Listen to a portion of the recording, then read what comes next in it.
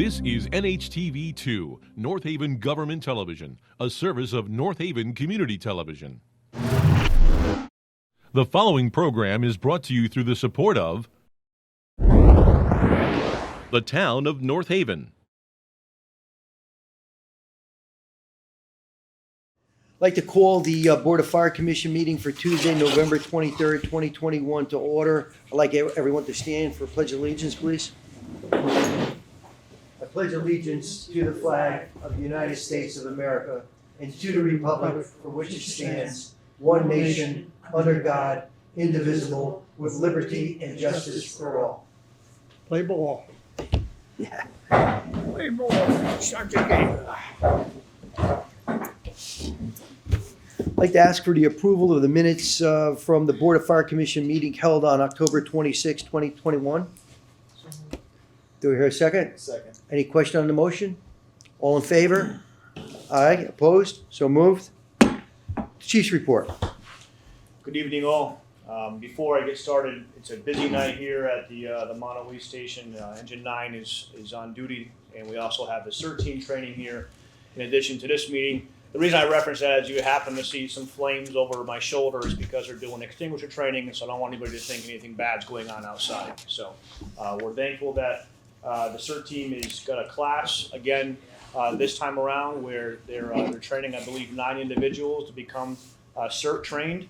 And tonight is fire extinguisher training, and it's one of the more exciting classes the team does because we bought a prop a number of years ago that throws off a lot of fire, and they use extinguishers and actually put the fire out. So don't be alarmed if you see anything behind me, please. That being said, I'll continue on with the report I have for this month. We'll start with alarms, as we normally do. So in 2020, we responded to 4,391 alarms. This year, we're at 4,322, a difference of about 69 alarms. 5 years ago at this time, we were at 3,765, a difference of 557. Our last Board of Fire Commission meeting was on October 26th. So these numbers are going to represent activity from 10/26 to 11/22. So since our last meeting, we provided 13 different intercepts to the hospital, ALS intercepts. We had 21 incident responses to the highway. We had 81 incidents in which just an ambulance responded and there was no fire department assets sent. 56% of our calls were EMS related, and approximately 405 incidents since our last meeting, 113 of which were occurring at the same time, which accounts for 28% overlapping incidents. Regarding our budget, so the budget at this time last year we were at 33.8, and this year we're at 38.4, and this brings us through period 4 of the budget. Regarding income, so since our last meeting we collected about $14,800, which for this fiscal year brings us to just over $103,000. Our EMS billing as of through the end of October 31st is just beneath $35,000. The Fire Marshal's Office, I provided a report to all of you that was mailed out. 56 total inspections. We sent out 2 abatements in the month of October, 25 different plan reviews and permits. You can see a number of things listed there. A few things that were significant last month is we continue to find some businesses in town that opened illegally without a change of use or without going through the proper permitting. So that's something that we're constantly being made aware of, and we had to deal with a business last month. We had a private school that was not compliant with fire drills, and that resulted in an abatement and several meetings in which to get them compliant and cooperative moving forward. We had some industrial gas cylinders we had to work with DEEP on that were abandoned on the property.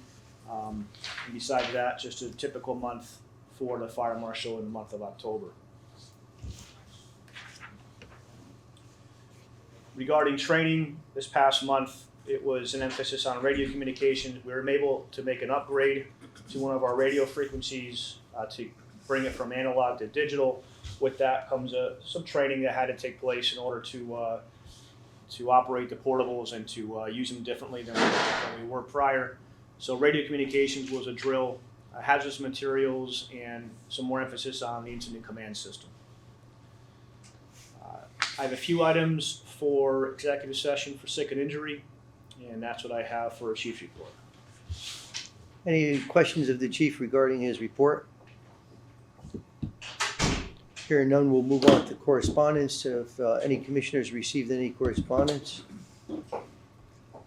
I did receive one email correspondence from a resident, Mr. George, Gary George, regarding electric fire apparatus. I forwarded that communication to the chief. Anyone else receive any communication? I have a quick question about communication. So I saw on the website, it looks like there is a fire commission email. Do we know who actually gets those? Yep, it goes to myself, and then I kick it off to all of your emails. Okay, so if anything comes in, then we'll all get a copy of it. Okay. Right. Yep. That was something we had talked about in the last couple of meetings. Yeah, We we did. talked about Yeah. not Like listing your individual emails and have a general email. We'll Yeah. forward it right off. Yeah. So I saw it, so it was good that it's up and running. I was just curious how. Yeah. I'm not in on the email. I don't know what's going on half the time. Why can't I get something in writing? Well, if an email comes through, Joe, for you, we can make a copy of it and send it off. I would appreciate it. Sure.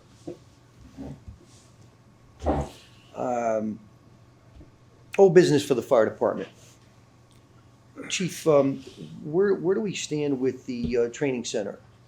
Training center, we're at the mercy right now of parts, much like everything else that we see and hear about in the news. So a few parts we're waiting on to make that project complete. I am working with the building department on issuing a temporary certificate of occupancy, and in hopes that we can gain access to that in the next couple of weeks. But that's a work in progress. There's a small punch list of items we're working on with the contractor through the building department's office.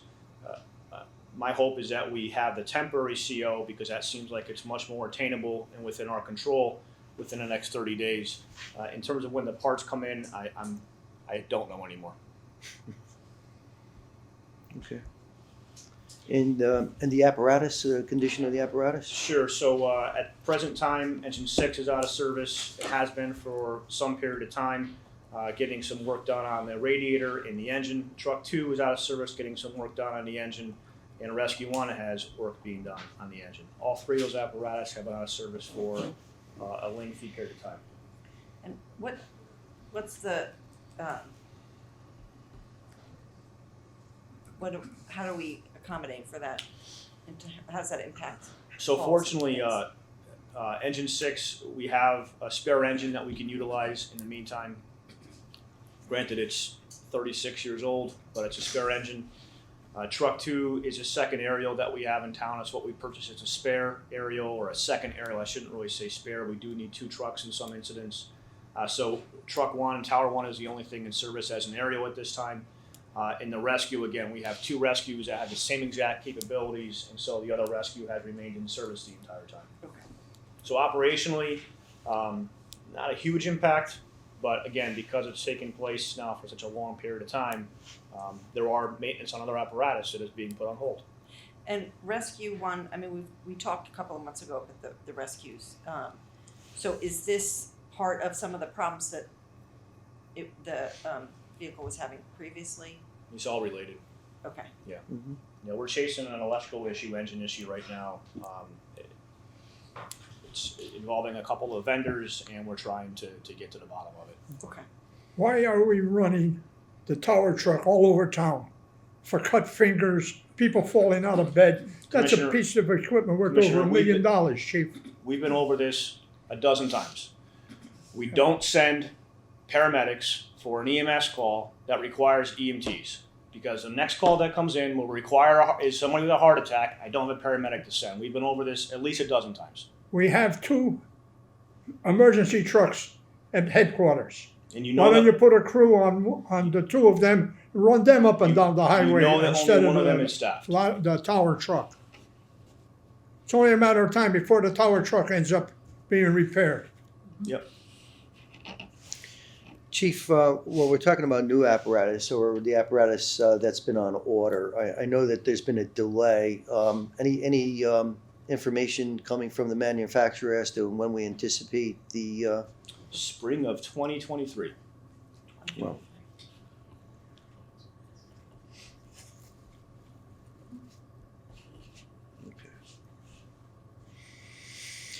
any other questions regarding old business comments? Here are none. New business for the fire department. Chief, anything in nothing. particular?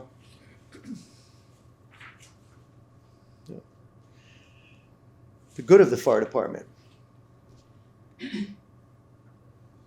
Anything happening Nothing for the firefighters doing any food drives or anything of that sort for the Thanksgiving holiday? I believe they're still trying to put together dates and trying to balance a few other things going on. So no dates have been firmed, and this is kind of the problem with, unfortunately, the next meeting we have will be just before Christmas, and everything will have come together by then, but nothing in terms of that I've been made aware of. Okay.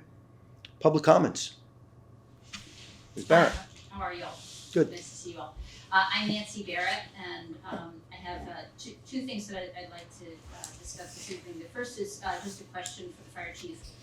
So, Chief, given the relatively new policy that you developed in which an ambulance can be dispatched to a medical call without having to send in anything else, either a fire truck or a ladder truck, does that refer, just to explain it to me, does that refer to Nelson ambulances or the North Haven Fire Department rescue vehicle or both? Nelson Ambulance and Nelson Ambulance only. So I believe you might have just been walking in when I reported it. So it was it's actually okay. a really bad accident, so I actually stopped. No, that's fine, but just for purposes of clarification, the 81 incidents that I reflected this past period of time would have been incidents in which just Nelson Ambulance responded to without the fire department.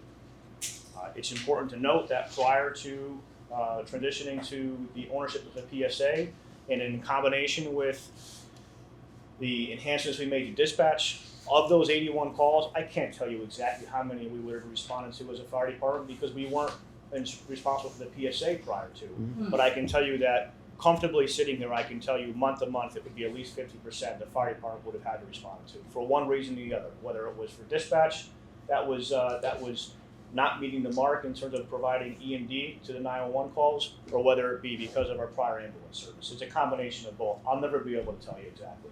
I see. So the policy only refers to a Nelson ambulance. You would never just send the North Haven Fire Department rescue vehicle all by itself, even for an EMS. Correct. Something that didn't require a paramedic, for example. Correct. It would never go. It would never go. Okay. So the question is, in theory, this should reduce the number of overlapping calls. Mhm. Is that correct? Sure.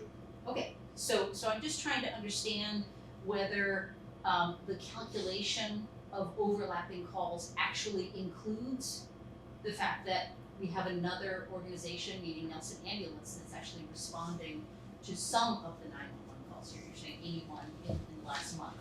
Or is that just folded in and it's still part of the overall calculation?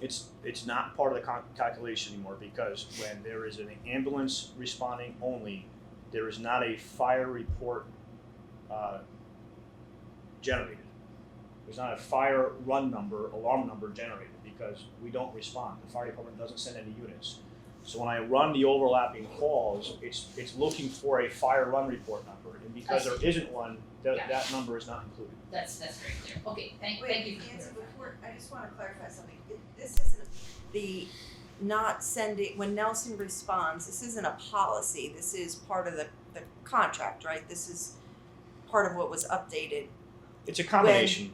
Yeah, it's a combination of both. And again, it depends on the call and what we're referring to, but it's a combination of Nelson Ambulance now being in town 24/7 with 2 ambulances, and us knowing that the taxpayer is going to be served in an appreciable amount of time, whereas prior to, we had no way of knowing. You would wait half an hour for an ambulance.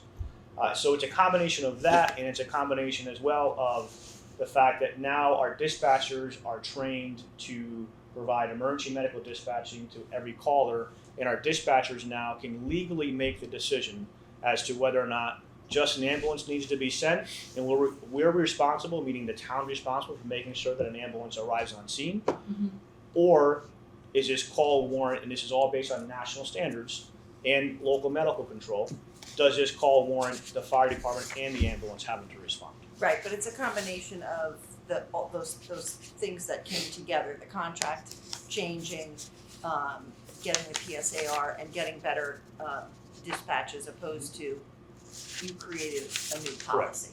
Okay. The only thing I meant by a policy was that you have now provided the criteria to dispatch to make that discretionary call. Is that correct? Yes, provide the criteria because there was staffing increase and because there was software provided. So yeah, it's a Right. combination of. Right, so all of those things have come together, but ultimately there is some discretion in the call. So, and as I said, on my way here, there was a really bad accident over on the Ridge side of town, and there was no ambulance, just a police car. So as Sure. an EMT, I felt I have to stop. So thankfully, people were okay. Sure, and the biggest piece to understand with that is understand that we had so few dispatchers working before that we couldn't ask our dispatchers to stay on the phone and to ask those imperative questions that need to get asked so that we can legally determine what needs to be said. Our dispatchers are too busy hanging the call up, sending whoever they had to send because the next 911 call is coming in. We have enough dispatchers now We've hired more. where we can afford to stay on the phone and not short something else that's happening in town. Okay. Okay, so the other issue that I have is just to give everyone the backstory on all of this, at the October 20th Board of Finance meeting, I'm an elected member of the Board of Finance, and I gave a presentation of verified financial figures regarding the North Haven Fire Department contractual replacement staffing costs. And I presented this to my fellow members of the Board of Finance. And then a few days later, at the October 25th Fire Commission meeting, Chairman Nuzzolillo referenced my presentation and read a 2-page response, which he sent to the chair of the Board of Finance, that's Mr. Richard Monaco. And Chairman Monaco decided not to read it aloud at the November 17th Board of Finance meeting, but he did provide copies of your letter to all of the Board of Finance members. So I would like to take this opportunity to provide my response to Chairman Nuzzolillo's both his spoken comments and to the content of his letter. Could I just ask you a quick question? Are you speaking now on behalf of yourself as a Board of Finance member or a resident or a combination of both? What? Well, How are you? obviously, I'm here in the audience, so I'm a member of the community, but I am speaking in response to your particular comments that were made as chairman about someone who made a presentation during a Board of Finance meeting.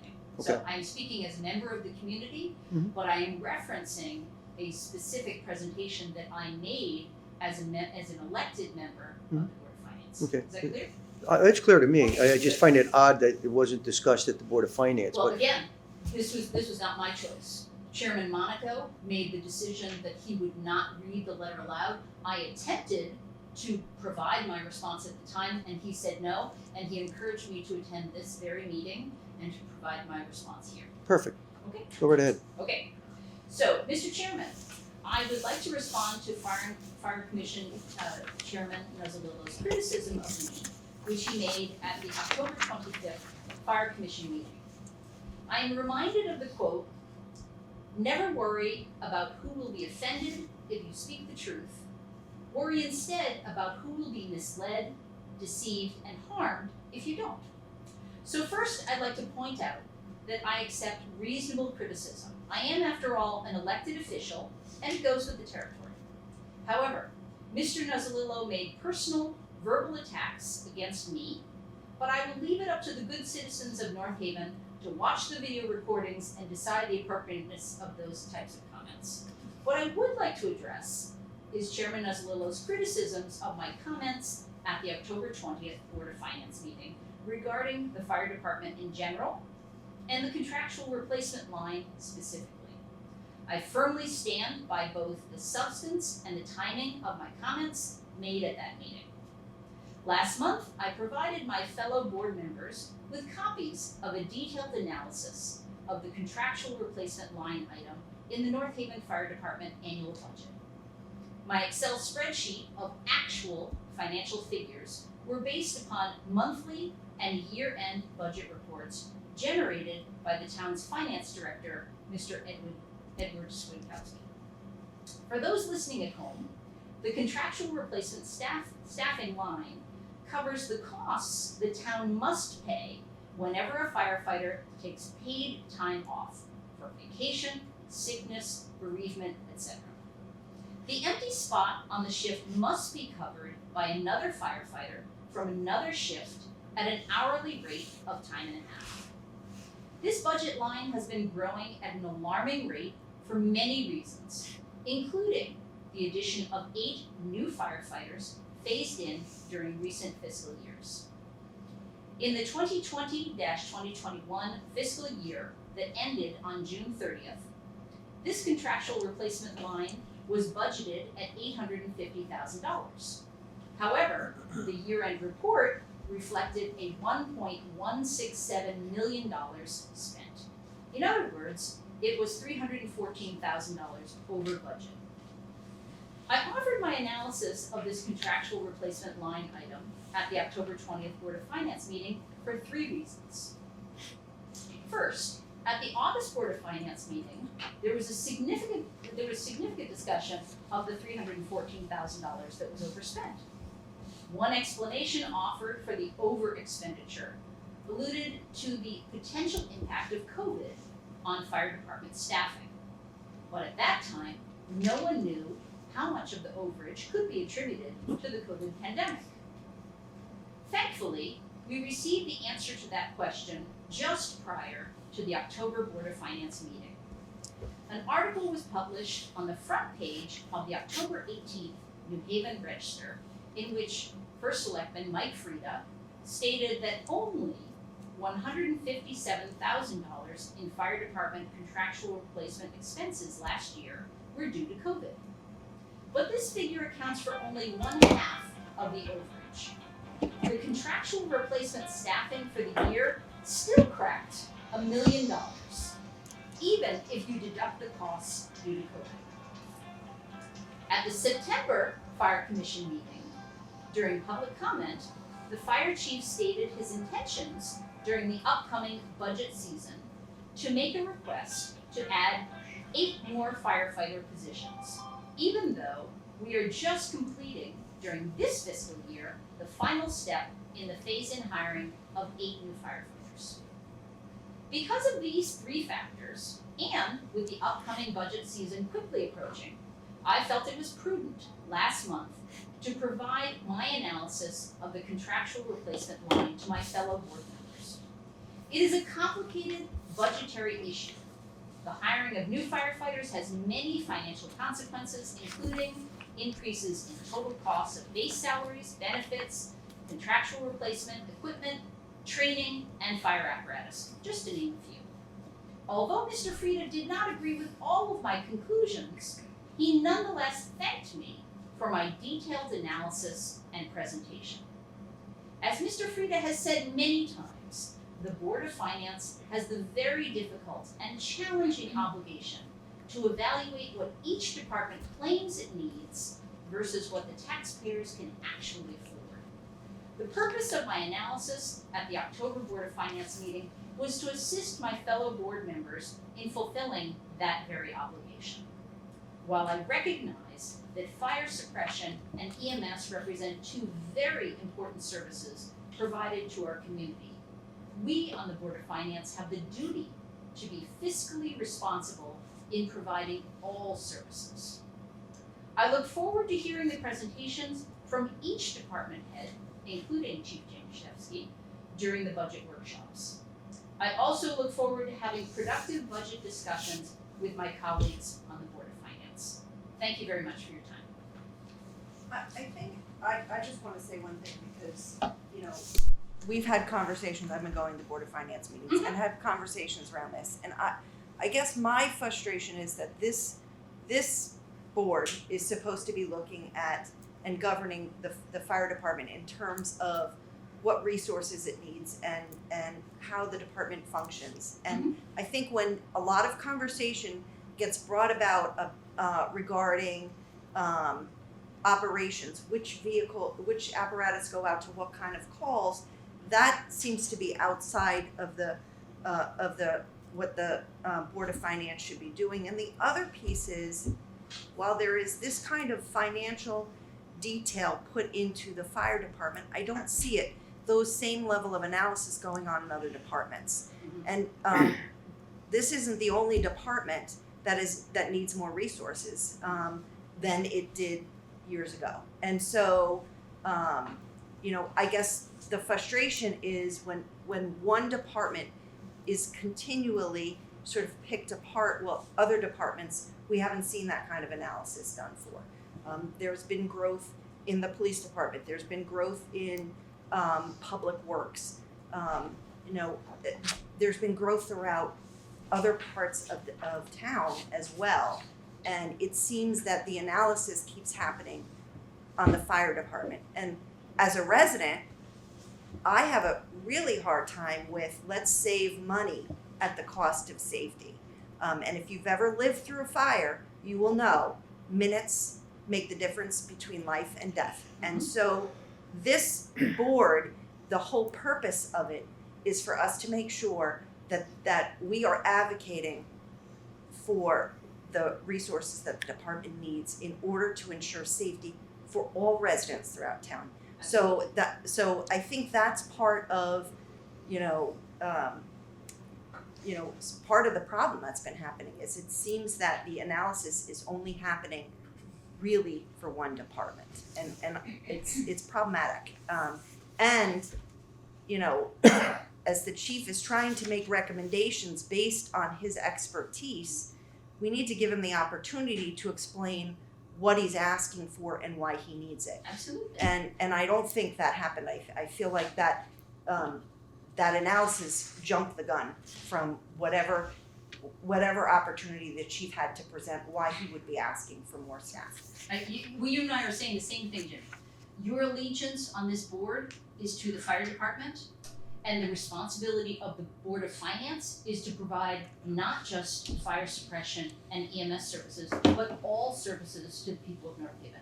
So there is obviously a different level of responsibility, a different focus. And the reason that I focused on this particular line item was that it was $314,000 over budget, and even if you carved out the amount that could be attributed to COVID, according to our first selectman, it still cracked $1 million and is trending in an upward direction. Well, and the other thing that I'm not clear on, and I would have to ask this for Mr. Frieda, was he talking about that amount of money? Is that the only money that he is associating with increased need for staffing because of COVID, or is that the amount we got reimbursed through FEMA? So the other problem with the Board of Finance and the documents that you get is that you have some departments that if insurance money comes in, you have somebody who is on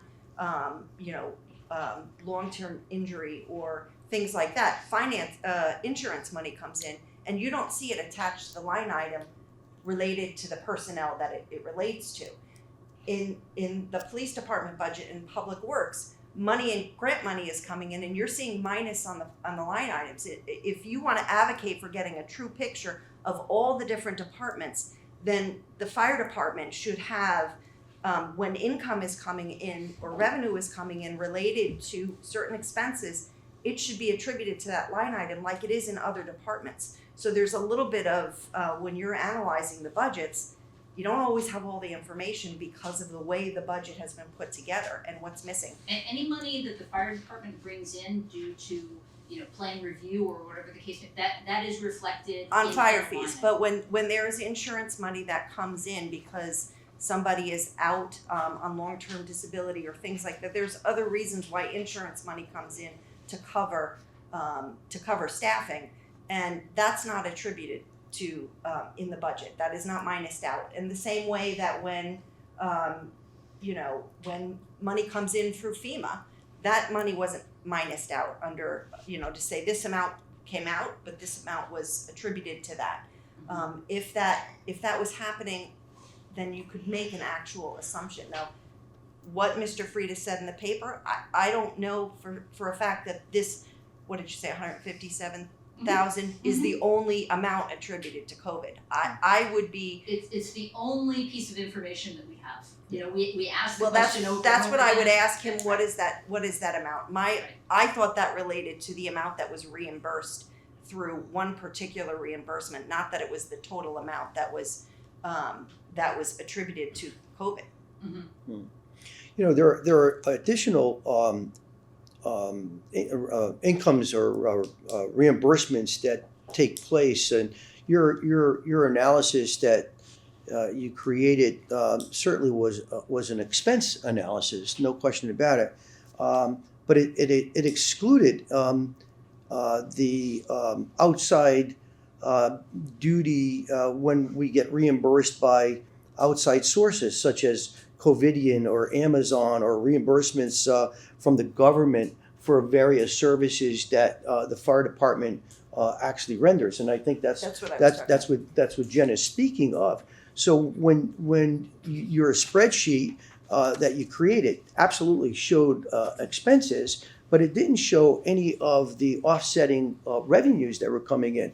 So it's It true. also doesn't include, excuse me for interrupting, but it also doesn't include the consultant that you pay $100,000 a year. But it doesn't include the hundreds of thousands of dollars that we receive in revenue as a result of that consultant, does it? No, Well, no, of course so not. the So numbers. when you cite the revenue, you have to take $100,000 right off the top. But are you doing this in your analysis here? So the point of the analysis was not to show a profit and loss for the fire department. Absolutely not. It was simply to call to the attention of my fellow Board of Finance members that this is a line item that we need to keep a close eye on. Because by definition, and Chief, please correct me if I'm wrong on this, the more firefighters you have, the greater the total amount of the contractual replacement staffing line. Correct, Chief? Up to a certain point. So as we sit here today, we're adding enough staff to bring the shift on to 10 on all 4 shifts. It doesn't necessarily mean that if we were to add additional staff, that our minimum would then grow with the addition of staff. We're adding additional staff right now to grow the minimum that are on duty per shift. What I'm not advocating for is continuing to grow that minimum at this time. I am advocating this next budget, as the third selectman had asked me a couple months ago what I was planning on doing for staff. I will be advocating for more staff to bring the total number of staff assigned per division or per shift up, but keep the minimum at 10, and that will reduce the overtime. Contractual replacement staff. Again, I'm not talking about overtime, I'm talking about contractual Right, I just replacement. corrected So the myself. more Contractual people you replacement staff. have, the more people that could go on vacation, call in sick, whatever the case may be. Mhm. And so by definition, you have more opportunities for contractual replacement expenditure, correct? Not necessarily, because that's only half the equation. So while the numbers of days will increase, right? The more staff you hire, let's for argument's sake, let's say that we're talking about 600 collective vacation days, and now if we add staff, it'll be 620 vacation days, right? For argument's sake, let's use those numbers. That doesn't necessarily show, though, that if we have a member who's out on vacation, that we have to replace that member if we continue to grow the shift. We have to keep 10 on duty right now to operate the 4 apparatus. If we continue to add per shift, it doesn't mean that we can still run 4 apparatus with 10, but if I sign 11 or if I assign 12 to that shift, we may be able to afford to drop down a member or two, and then it won't touch that contractual replacement staffing line. In fact, you'll save money. But isn't And I'm all of that prepared to show you defined how. in your collective bargaining agreement in terms of, no? It's the collective bargaining agreement is specific to the number of staff per apparatus. The fire commission determines which fire apparatus are staffed. So as long as we don't say that we're going to, with additional staff or an additional truck or additional vehicle, then we can run down. And if you look back, and the irony of all this, unfortunately, is if you look back at a number of years ago when I advocated for the high number of staff that I did, if you go back and you look at that, that's where I was going with that. There were additional staff assigned per shift so that we could run down and save on overtime. And that's where I'm going to be this year moving into this. I'm going to show the Board of Finance how you could save roughly $90,000 per shift by putting 1 additional person on each shift. And I'm prepared to show you how. And that's what I was talking about. I look forward to seeing it, Sure. but I also remember when you advocated you had to have 4 people on a given vehicle. And then suddenly it was, no, we can have more vehicles, but we can have 3 on a vehicle. Yeah, so the right? minimum staffing is all driven by how many apparatus we're trying to staff on that shift. So we can all agree, I would hope, at this point in time, after doing them for so many years and showing you all the data, that we've got to have at least 4 vehicles on the road at all times, at least. So it's not number of people on a vehicle. It's not number, it is, but if we drop the number of vehicles, we can drop the number of people on a shift. The minimum staffing clause is specific to the apparatus. It's not specific to the shift. There's not a number per shift. No. I'm saying to the apparatus. Correct. Right? So for a long while you said it had to be 4 people, and then suddenly we can have more vehicles but fewer people per vehicle. And part of that was because of operationally, we went from having only 1 staffed engine in the whole town to 2. So we could drop, and the reason for that pivot, because you have to remember, we're adding staff, so things are going to change from maybe what was said a few years ago, is now that we have 2 engines staffed, we can bring the staffing on those 2 engines down to 3, because I have 2 engines available now at any given time. And so it's not a question of safety per the vehicle, it's a question of safety for the collective number of vehicles. Sure. Okay, so that's a very different 100%. framework. Yep. Very different. Yep. So I'm taking up too much time, so I appreciate all of your time. Thank you. Good, thank you. Any other public comments? Yes, Good evening, Mr. Chairman. good evening. Sally Laney, 5 Boston Drive. If I may, with your permission, I would like to give each member and the chief a packet of documents that I'll be referring to during my public comment. One of them is the article in the Register that might come in handy in explaining exactly what the first selectman said.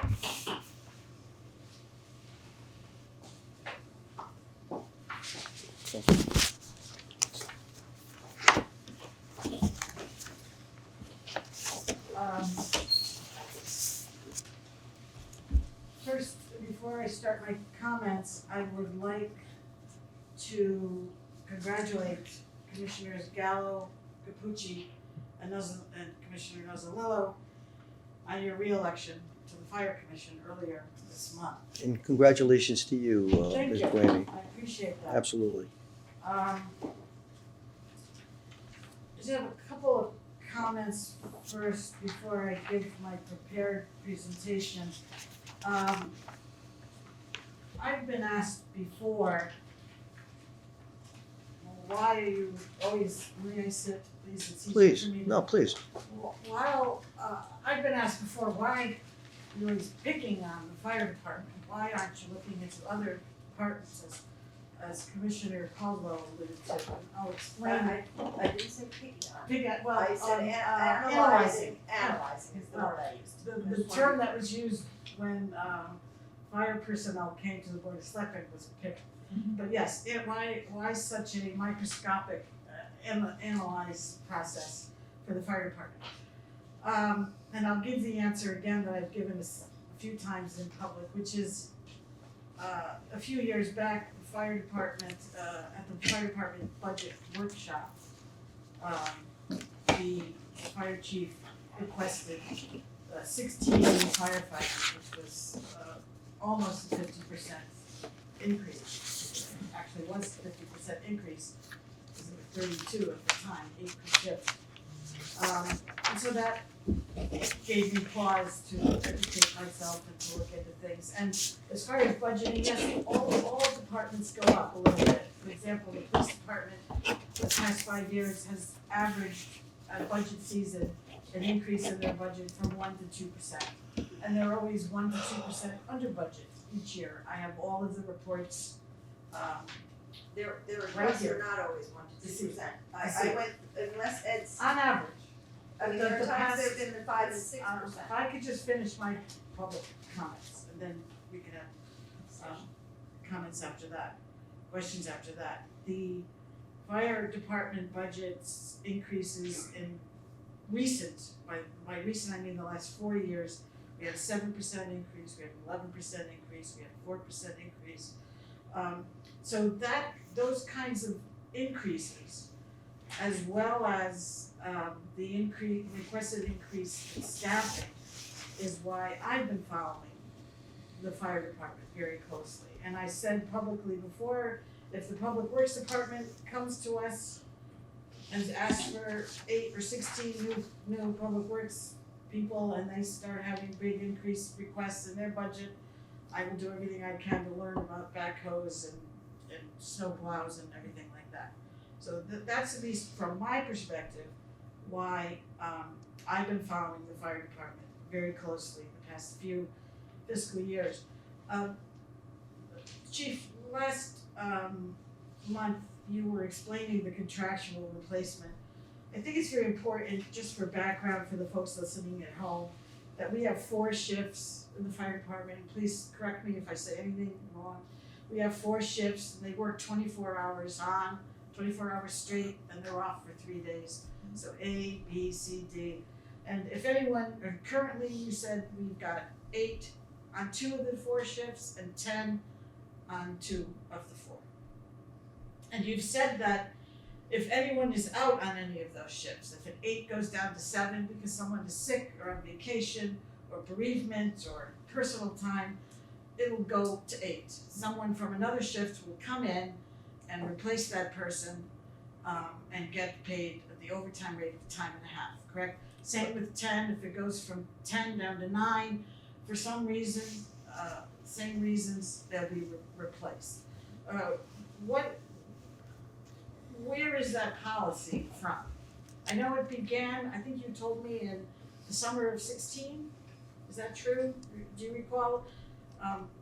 Back in the old days, when there were just 8 per shift and somebody was out, did the shift operate at 7, or was there always contractual replacement? There's always been a contractual replacement. The numbers changed, and the Yeah. minimum number per shift has changed. Right. The longest time, well, let's put it this way, through the 80s, the 90s, and the 2000s. Yeah. And I'm not going to say the latter half of the 70s, but I'm pretty sure of it.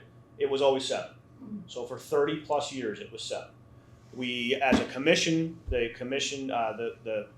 department went from 7 to 8 per shift about 2009, and the minimum staffing at first was 8 during a day, and then the fire commission at some point, maybe it was 2016, kept it to 8 around the clock. Okay, so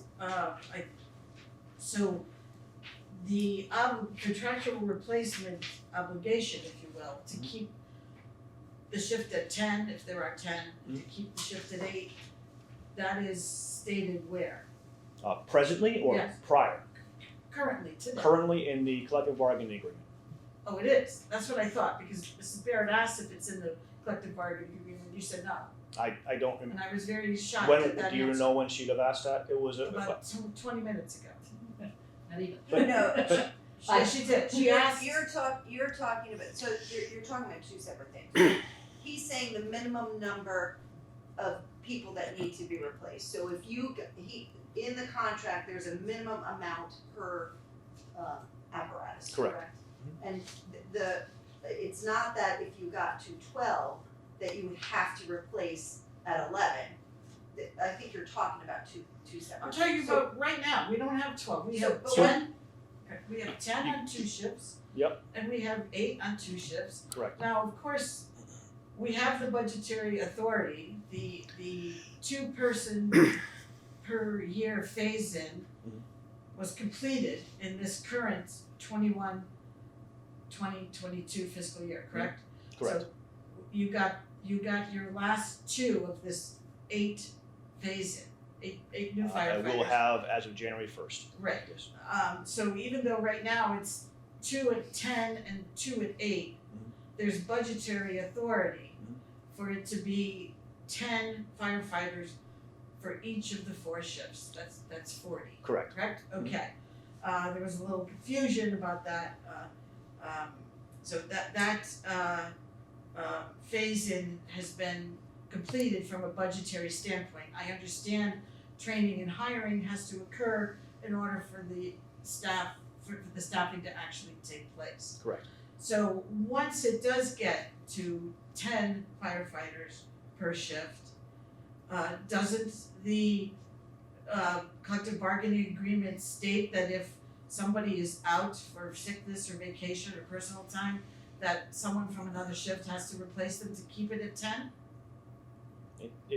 You're welcome. I'll provide you with the memorandum of agreement that was reached in 2019, which covers it. You can look at it and interpret it however you like. Okay, You keep trying to frame this Well, no, in I'm such just- a way, and I don't want to agree to the way you're framing it. What I would No, tell no. you is, the shifts that are with 8, as you very clearly defined in the past, Yeah.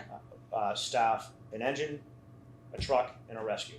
right, The shifts are staffed with 10 staff, 2 engines, a truck, and a rescue. Right. If we want to keep 4 apparatus on the road, those 2 engines, a truck, and a rescue, then we have to keep 10 personnel on the shift. right. It's specific to apparatus staff. It's not specific to a number per shift. Didn't you just say that in January there will be 10 per all 4 shifts? Yes. Okay, so my question is, once that happens in January, and instead of 2 at 10 and 2 at 8, there's 4 at 10. Mhm. If on any shift it goes, somebody on any of the shifts has to be out, will they be replaced? Up to the point that we have 10, yes.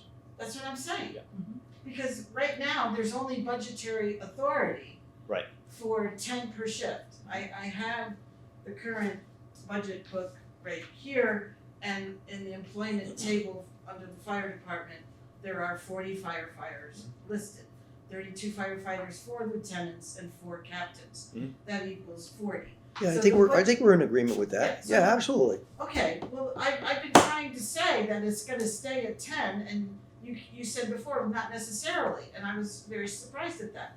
I thought that if you got to 10 per shift, I'm not talking about anything in the future, just as of January of 2022, you say we're gonna have 10 per shift rather than 2 Correct. shifts with 10 and 2 with 8. Mhm. If any one of the firefighters is out on any one of those 10-person shifts, Mhm. they will be replaced to maintain it at 10. Yes. Okay. But To be maintain clear, the 10. To maintain the apparatus, the Correct. core apparatus. Right. So I it's not, understand. yeah, it's not Yeah. necessarily if you decided, and I'm not saying this is the case, but if you decided to drop on a particular shift back to 3, you don't have to not do that, right?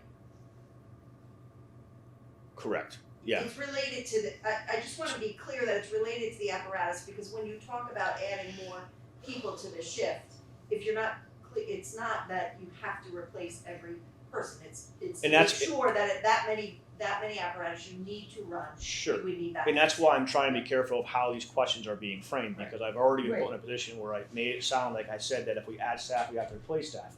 That's not true. Right. Up until the point we have 10, that is true. That's what Okay. I asked. Okay. That's what I asked. Alright. So if Well, you can have- appreciate my apprehension to answer you, because I know that at some point in time, you're going to find an answer and you're gonna try to hold me accountable for it, so I'm trying to be very clear now. I am trying to clarify, I listened to what you said at the last meeting, Mhm. which was very clear that if it's, we have to maintain the 2 shifts at 10 if someone's out, and the 2 at 8. So all I'm asking is, once it gets to 10 on all shifts, that same contractual replacement will exist. Correct.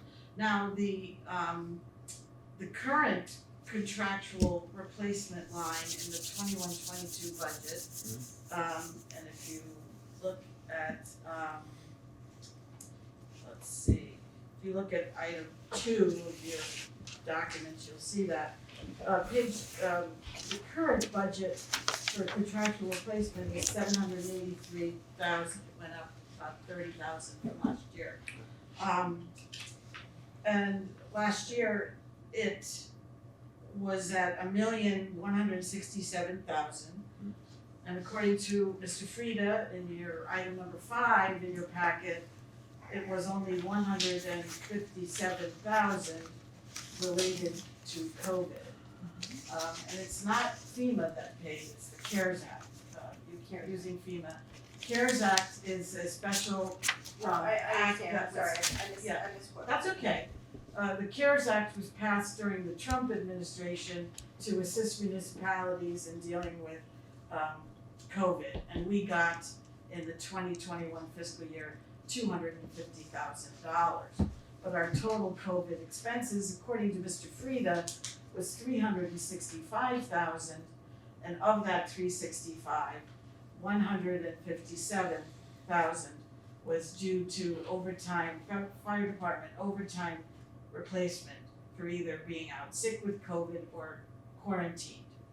He divided it into two in the article, as you will see if you read it. So that 1 million was only with two shifts of 10 and 2 shifts of 8. When it goes to 10 on all 4, and you've already said that they'll be maintained at 10, not talking about going into the future, I'm only talking about what we have existing right now under this budget, which is 40 firefighters, 10 per shift. So the 1 million that was expended on that contractual replacement line, even if you remove the figure Mr. Frieda assigned for COVID, it was still cracked $1 million.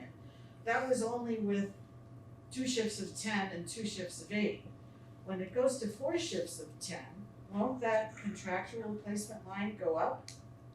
Potentially, yeah, and it will. It's not going to be a large number because new staff don't receive that much vacation time. Right, you've given me that answer before, which is a good answer, but as time goes on, I mean, the collective bargaining, the collective bargaining agreement, which I have here, spells out very clearly, after 6 months you earn this, for sick time, and after a year you earn this many. Sure. Shifts, which is different from a tour. A tour is 24-hour period of time, correct? And the shift is either 10 or 14 hours, and you earn shifts depending upon years of service. Correct. So as firefighters are hired and their years of service start turning away, even though they might start out with just a few days of vacation or sick time, it does add up over time.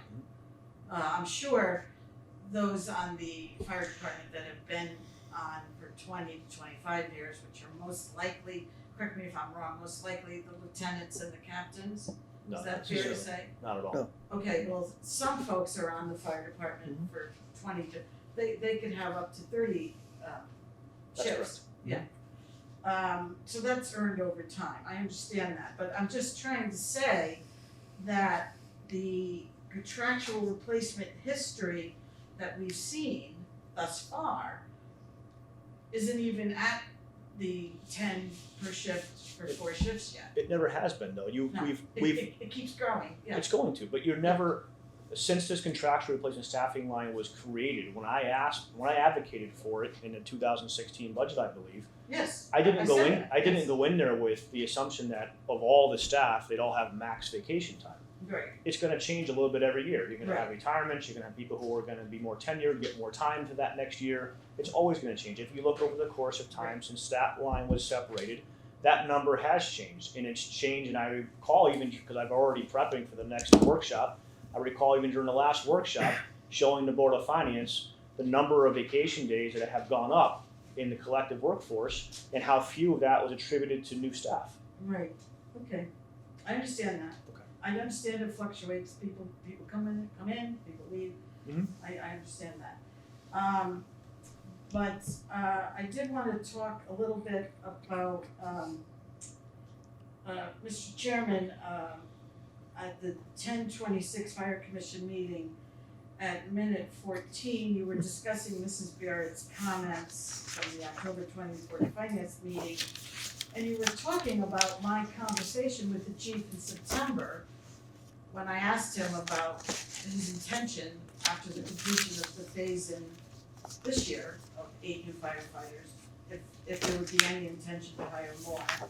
And he said, yes. In fact, you answered, yes, to hire, this is a quote from you, Mr. Chairman, yes, to hire 2 more going into the future, to hire 2 more to complete the original plan. Don't you know that we already completed the original plan? I do know that. Okay, so Yeah, that was you just. I misspoke. you I mean, misspoke. yeah, I misspoke, but thank you Okay. for correcting me on that. Okay. Thank you. I just wanted to No, clarify but that. thank you for that. I wasn't sure if you realized that the. I do realize phase-in that, thank was you. completed, okay. Yeah.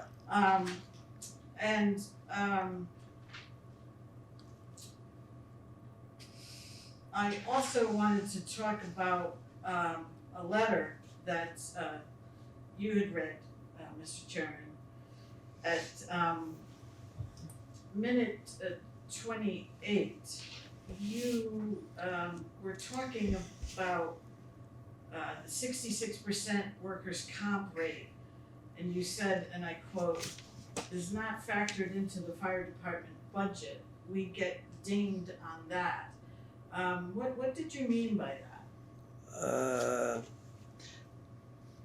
The compensation, the reimbursement of compensation for workers' comp, as Commissioner Cardwell indicated, is never reflected in our budget. We're dinged for it as an expense, but it's certainly never looked at as a replacement or a revenue coming back to the budget. It goes into the town budget, but it certainly doesn't reflect on our fire department budget. Right. So that was Okay, what I meant by because when that. someone is out on workers' comp, they get paid their full base salary from the fire department's personnel line, correct? That's what Mr. Smikowski told me. That's correct. And of course, when they're out, To replace them. somebody has to replace them at time and a half. Absolutely. Which is fine. That's also budgeted for in your contractual replacement line. The injured worker is budgeted for in the personnel, full-time personnel line. And you're absolutely right. When the workers' comp carrier pays the 2/3, 66, 67%, whichever, that base pay goes directly to the town to be used for workers' comp settlements, basically. So I wasn't quite sure when you said that it wasn't factored in, because they do get paid from the personnel line, which is a part of your budget, and the contractual replacement is part of the budget. Well, But you mean the money that comes from the insurance company? Of course, That's- yes, okay. of course. I just wanted to clarify that. Good. Because I always understood it as it was used for workers' comp settlements and other expenses. Okay. Okay. Sally, I don't think the Yeah. issue is whether, what it gets used for when it goes back to the town, but somewhere in the fire department budget, it should be reflected that there is a reimbursement for maybe under the personnel line item as opposed to the contractual line item, which then would reduce the total amount that is directly coming out of the fire department budget for that item, because it's being reimbursed through workman's comp. That would give you a better picture of Right. the actual expenses related to the fire department. I'm not saying that the money would get thrown into the fire department, but somewhere, if you want an accurate picture of money coming in and money going out, that would be, in terms of personnel, that would be a way to show it, reflect it more accurately. And it's not just the fire department, there's people at Public Works and But there are other Police that- departments where there are minus that- line items that come in, because of reimbursements going to that department. That does not happen with the fire department. And certainly that's been an issue that this commission has discussed numerous times. And, Commissioner Cardwell has championed this, and as I have in the past. I mean, there's significant monies that are generated from the fire department that are not reflected in our budget. It goes to the town, but certainly it's never spoken of. We present it, and then the chief just made mention, $14,800 since our last meeting, and $103,000 in revenue generated, and EMS billing at $35,000. So those monies go into the town treasury, if you will, Right. but are never really looked at in our budget. So No. it's all we see the expenses, but on the other side, you need to take a look at the revenue that's generated, and this revenue that's been generated is a direct reflection of what the chief has created over the last 4 years, because prior to that, this fire department never generated a penny. And we're the second largest generator of revenue as far as departments are concerned. First the building department, and then certainly now the fire department. And that's new revenue to the town, which is never taken into consideration. And again, and Commissioner Carwell and myself and the rest of our commissioners have looked to have some kind of recognition of that Right. somehow or another in our budget. Well, since you brought up revenue, I have revenue discussion in my, my presentation, so it's near the end, I'll skip to that. I would refer you to items 6 and 7 in your packet, those are revenue reports. One is, number 6 is the current fiscal year revenue report, which shows the fire department as fourth when you said second, I assume you mean in town departments. Correct. Because the number one source of revenue is the taxpayers in North Haven. Of course, I said the Number two building is department and the town is what I said, Right. and the fire department. But if you look at the revenue report 6 and 7, item 6 especially, it shows many departments that generate funds, and I believe you're currently fourth. You have the town clerk with a rather large budgeted amount. You have the fire department with fire fees and paramedic services. Then you have community services. And I would also recommend that you look at indexed item 7, which is the special funds report as of 10/31/21, which shows the fire fees and the paramedic billing in the fire department. And let's talk about that paramedic billing for a minute. The fire chief attended the the fire chief attended the January 11th, 2016 Board of Selectmen budget workshop and came to us with a proposed model for the fire department that included a request to hire a second deputy chief. And he provided us at that time with an estimate, which he has since told me was given to him by a consultant, of paramedic billing revenue in excess of $300,000. And so I would urge you to look at indexed item 8, which is the year-end reports for the last 3 fiscal years. And you can see exactly how that paramedic billing revenue line performed. Starting with the most recent, 2021, it created $63,209 in revenue, but with expenses in excess of $177,000.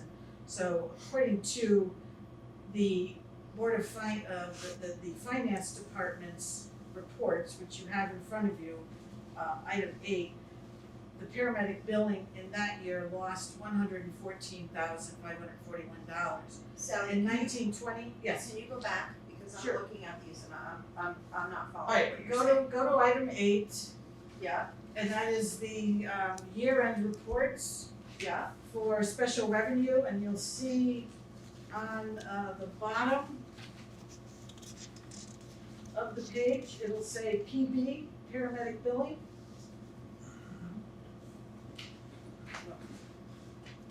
For those 3 years, I provided you with, number 8 is 3 different documents, correct? yeah. Right. So fine, If you look near the bottom of the page, of which page, which of the 3 pages? on each one, it's number 8 is, Okay. right, okay? You'll see paramedic billing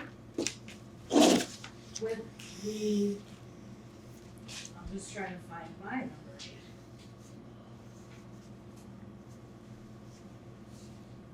Okay. Number 8 is 3 pages. The first page is the 2021 end of the year report, and it shows year-to-date revenue $63,209 under deputy chief PB paramedic billing, $63,000 in revenue, but expense $177,000 $1,651, and that equates to a loss of $114,000 for that revenue line. Then the next page is the previous, the fiscal year before that, showing revenue, year-to-date revenue of 32,000, but expenses of 177 for a loss of 145,506.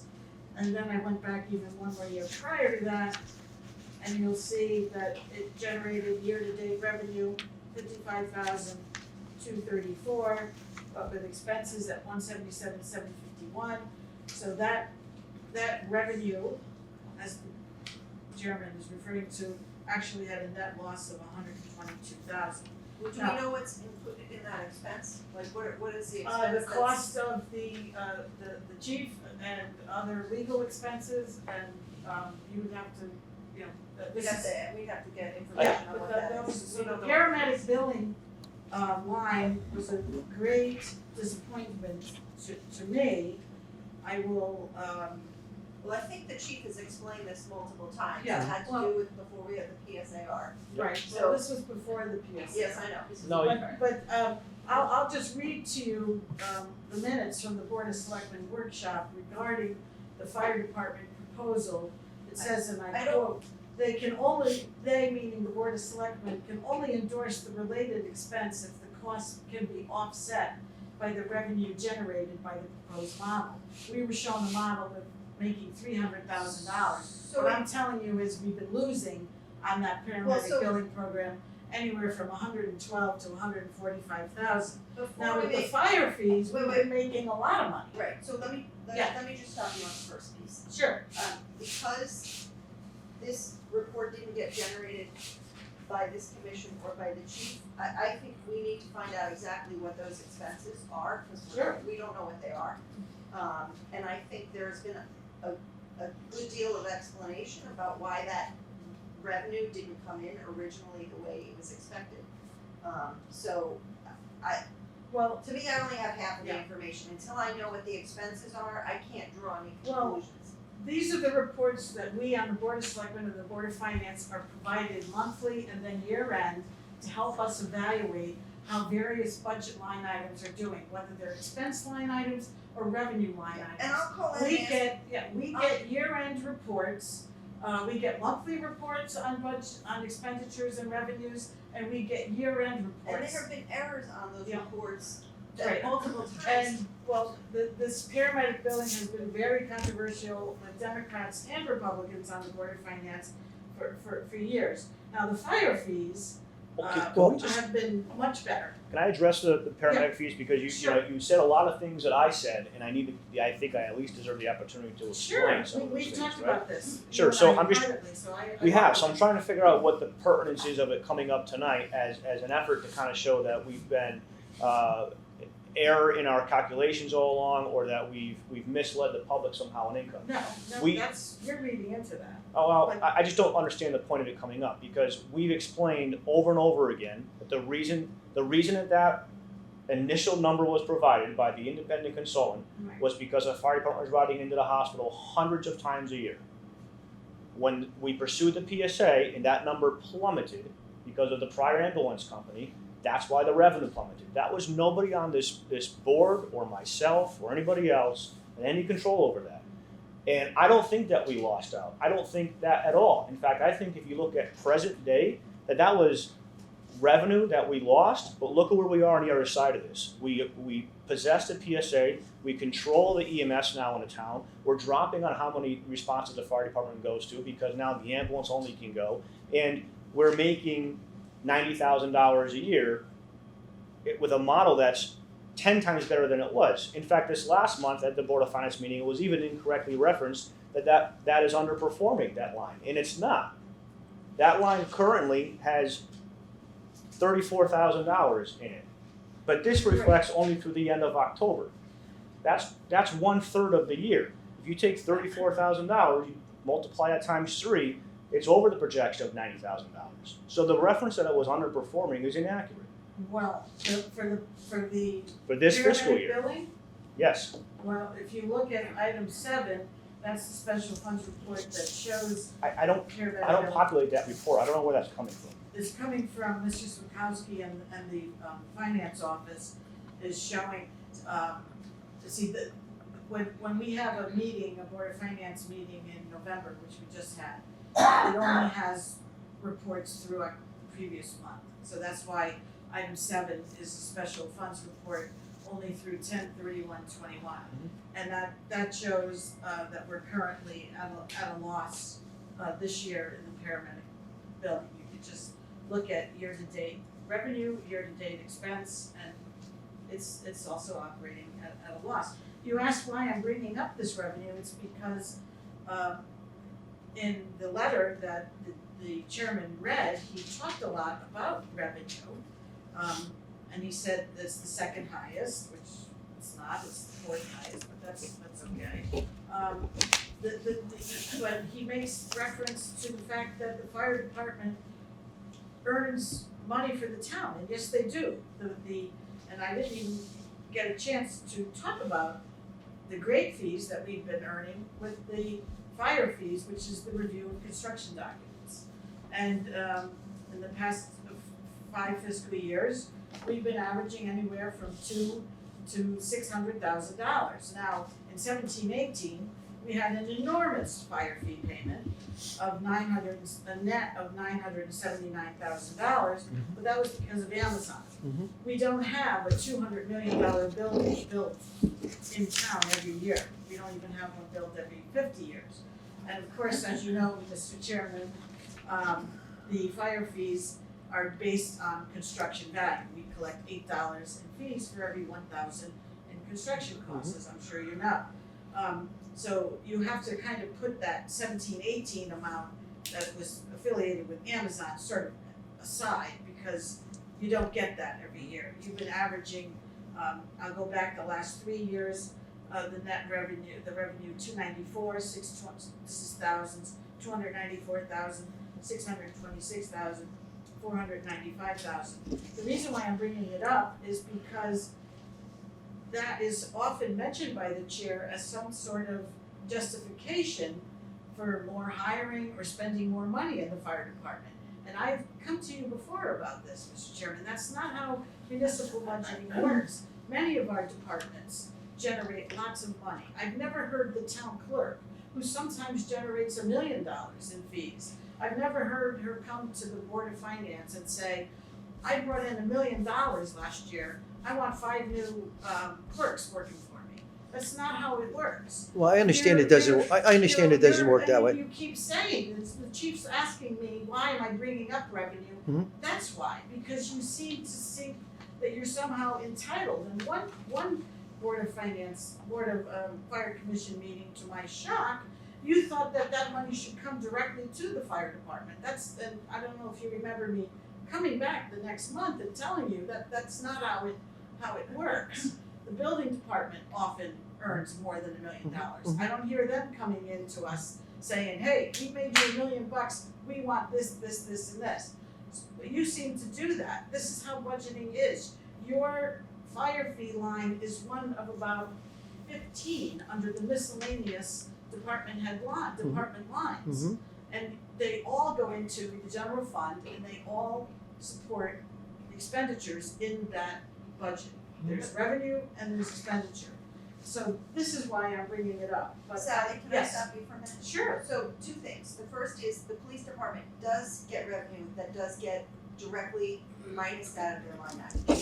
And when I was at a Board of Finance meeting, there were a couple of people, I think it was Nancy and Diane, who asked, why is this minus?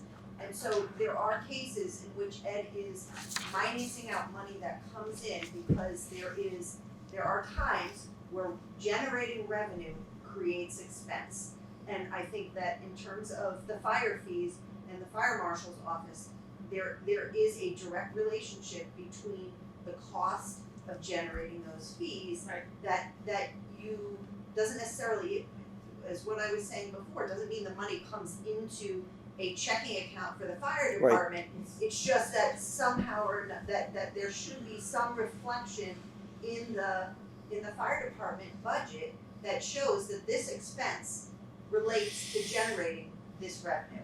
So that's the conversation we've been having, and some of that is because Ed does do that in other places. So if he's not gonna do it for the fire department, then he shouldn't do it for the police department, and then it shouldn't happen when money is going to fund things that, for public works that have grants behind them, that also gets minused out. So if you're going to do accounting in a certain way, it should be consistent throughout my contention is it should be consistent throughout all the departments. Otherwise, you're not seeing a complete picture of each department. Well, the fire department doesn't get compensated for depreciation of its fire equipment. That's what I was gonna say, the police department numbers that you're talking about have to do with depreciation of police department vehicles while they're being used for other Off-duty work. Off-duty service, whether they're guarding a construction site or. Whereas the income to the town for off-duty service goes directly into the special revenue fund for off-duty service for the police. But they are getting credited for the money that's earned for those. Only that depreciation amount that is paid to the town goes to a line that is That's not called. what Ed said. He said when the income comes in, the reason they do it in his mind is because the vehicles will depreciate, but it's not a depreciation value that he has done through some kind of calculation, according to what he said at the Board of Finance. I'll clarify that with him as well, but it's my understanding the reason he does it is he said it's not in their regular line of duty, and so he's doing it to offset depreciation of vehicles. Well, you could contend the same thing with the vehicles that go for fire inspection, there's depreciation on those vehicles. So if he's doing some kind of depreciation calculation, that's not what he said. So that's what the reason he says he's doing it that way, but I still contend that if you're gonna budget that way for one department, it should be consistent across all departments, otherwise you're getting an inaccurate accounting of finances. The other piece is, cause I don't think we wanna keep going around about a lot of this, but because historically what's happened, I think we understand in terms of some of these numbers, and the chief has explained. I do feel like I would like to find out from Ed what this expense amount is, because I have no idea how he calculated it. But for the commission, there is more to determining what resources the fire department needs than just the expense and the revenue, which has to do with making sure that there are adequate services to the town. There also is the issue of when you have the same staff who are working long shifts, having to then replace staff on, that creates hardship. Then you have increased likelihood of injury, and increased likelihood that people are gonna fall out.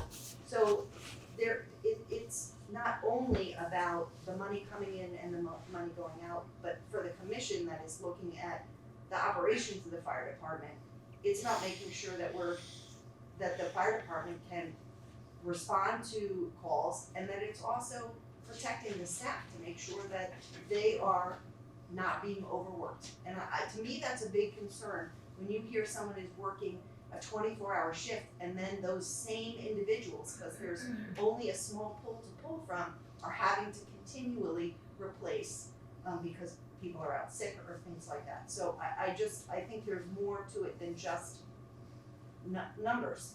I understand that you're concerned about the numbers, but this commission is looking at the whole picture of the fire department, not just the numbers. Well, I would just like to finish with my public comment. I had 5 points. I've done 1 and 2, and I skipped 3, which is the main reason why I came here, to go to 4 and 5, because the revenue sort of came up. Good. I went with it. Okay, please go ahead. Skipped ahead. What I would really like to address at this point, my last major issue, is at the October 26th Fire Commission meeting.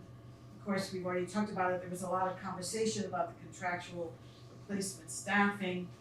And Chief, I've asked you very straightforward before in the past, if again, with 10 firefighters only per shift. If you add staff, if you go from the 8 we used to have to the 10, I asked you what would happen to the contractual replacement line in recent years. And you said that it would go up because we now have more firefighters taking sick time, vacation time, and other personal time. They get bereavement time, union contract negotiation time, all of that comes under contractual replacement. And when they are out for those reasons and other reasons, the replacement line does go up. So I would refer you to item 2 in your packet, which shows this trend line. And it's only been since 1819 that you separated out overtime. It used to be just an overtime line, but in 1819 you separated out overtime, which is for like storms and emergencies, when you have more than 10 per shift, 10 working. And then you've got the contractual replacement, which is by far the much larger line. Currently, as you can see from your item 2, it's currently budgeted at $873,000. 1819, the first year of contractual replacement, it was at $783,000, and same for 1920. 2021 fiscal year, it went up to $852,000, and this current year it is up to $873,000. And if you look at item 4, indexed item 4 in your packet, it will show you that is the current October 31st expenditure line for the fire department. You will see contractual replacement is already expended at 43.8%, and we're only 1/3 of the way through the budget. So I am going to make a prediction that even though it is budgeted at 873, it will once again, at the trend that it's currently at, which is 10% over budget after just 1/3 of the year, I believe that the budgeted amount of 873 will actually be expended at year end over 1 million again, but we'll wait and see. I had predicted that it would break 1 million a few years ago, and everybody said, oh, no, never, never. But as you know, last year, if you look at item number 3 in your packet, it came out at 1,167,218, only 157,000 due to COVID. But this is really why I wanted to come here to talk about some of your comments, Mr. Chairman, that you directed against Mrs. Barrett. I would like you to look at item 1 in your packet, because that is the spreadsheet that she gave at the October 20th Board of Finance meeting. Now, the chairman, at minute 11 and 35 seconds of your last meeting, said that he was disappointed with Mrs. Barrett's comments. And he said, quote, they were poorly done, she's ill-informed, unconscionable, and she, quote, has the wrong numbers. Well, I gave you item number 1 right there in color, the actual sheet that she shared with her fellow Board of Finance members. And I checked it myself. They are 100% completely accurate in their reporting of the line, the contractual replacement line. So you were disappointed with Mrs. Barrett's comments. I was disappointed, Mr. Chairman, with you saying that she had the wrong numbers. Oh, she does have the wrong numbers. No, she doesn't. Well, I'm going to show you. I'm going to show you where they're wrong. All right, I'm going to finish my public comment first.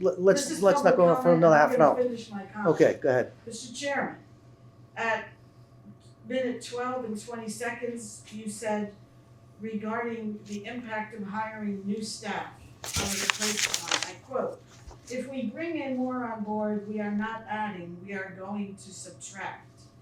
Now that was an ill-informed statement. We already heard the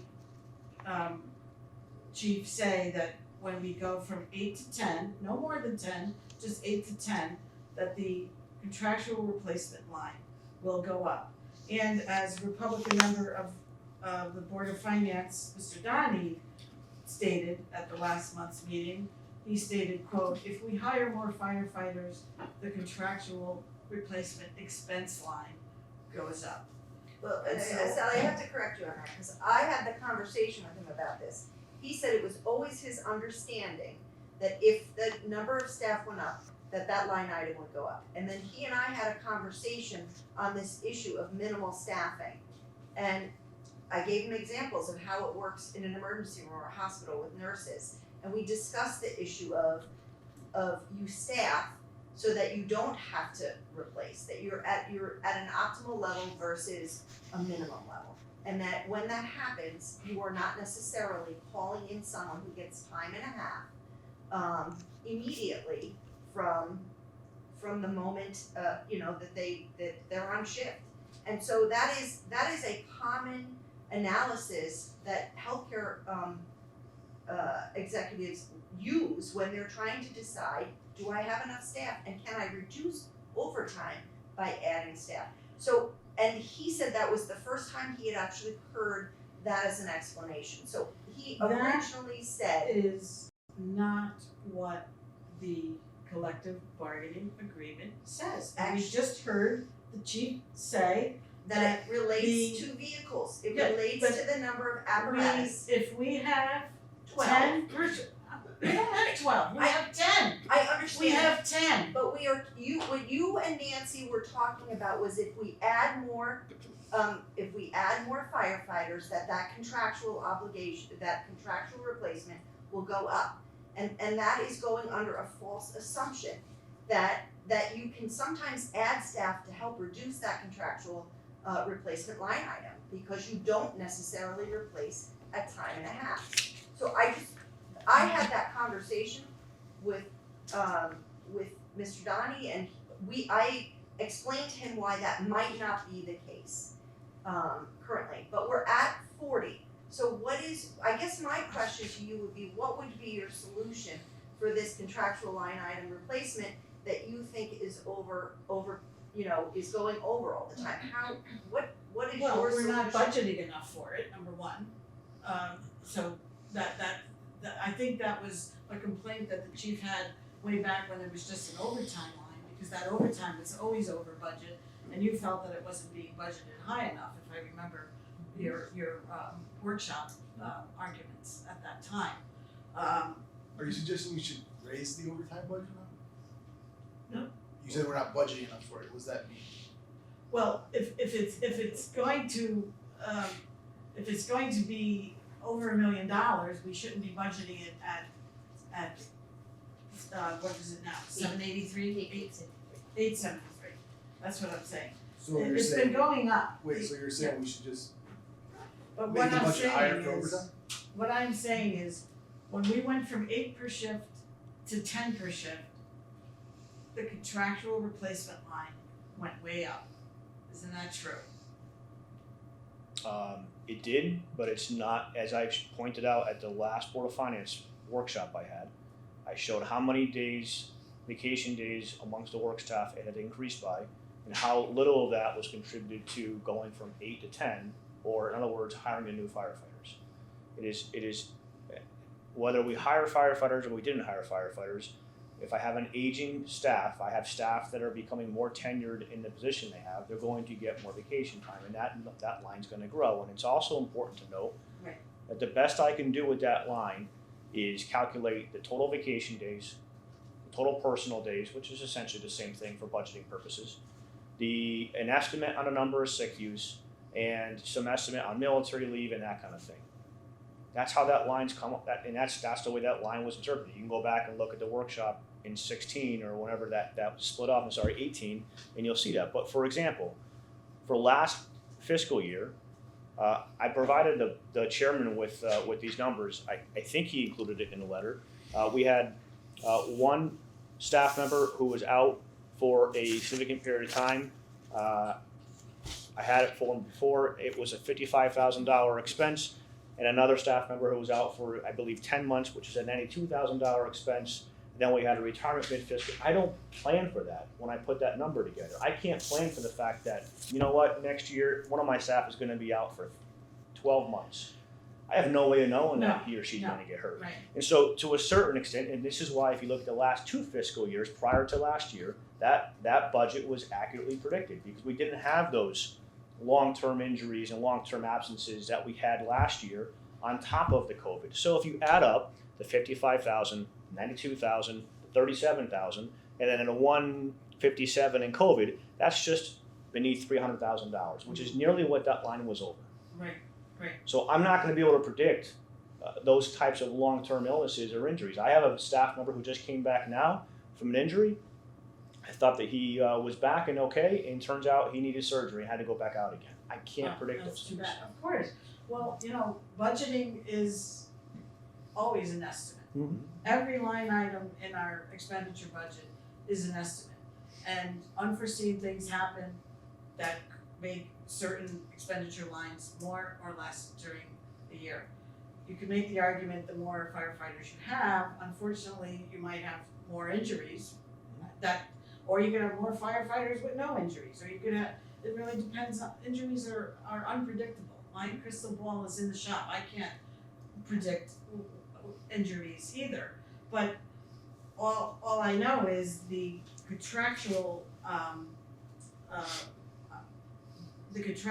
replacement line has been going up, and we haven't even completed, as far as staffing goes, we haven't even completed, even though it's completed from a budgetary standpoint. Chief, you're nodding yes, I think you know where I'm going. Yep.